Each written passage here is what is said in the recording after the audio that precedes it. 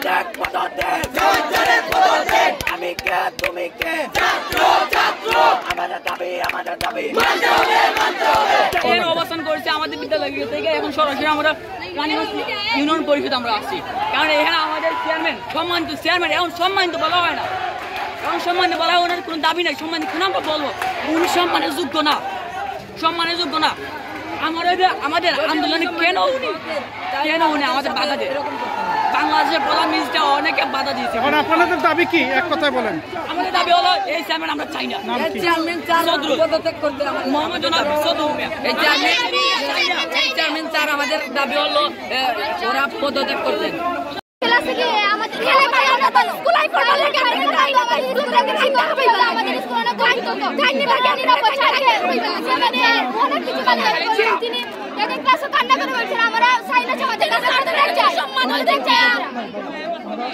নিয়ে তাদেরকে পরিষ্কার করায়, যে ময়লাগুলো আছে মাঠের মধ্যে এগুলো পরিষ্কার করে একটু ভুল করছে বলে আমাদের অনুষ্ঠান কর্মসূচি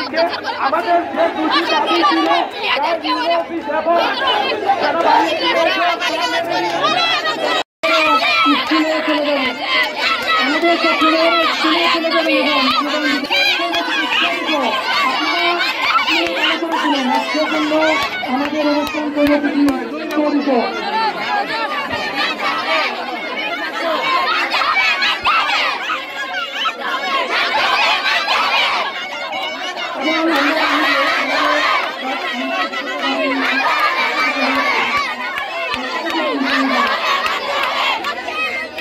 আপনার ফলো না আমি তো যেখানে বিয়ে থাকে বিয়ে হইব যেখানে অনেক যাই আমি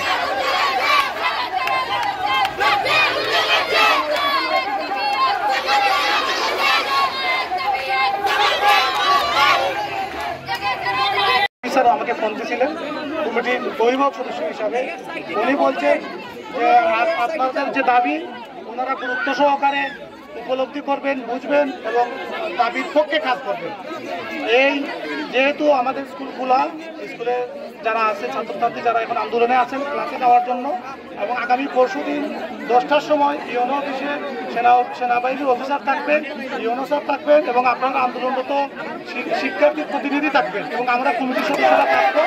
এবং আপনাদের যত দাবি দেওয়া আছে যে বিষয়টা নিয়ে যে পদত্যাগটা নিয়ে আপনারা এখানে আন্দোলন করতেছেন, এটা আপনারা সুষ্ঠু সুন্দর ওনারা একটা পরিবেশ করে দিবেন এবং এটা সুন্দর একটা রেজাল্ট পাবেন ওনারা আমাকে আশ্বাস দিচ্ছেন।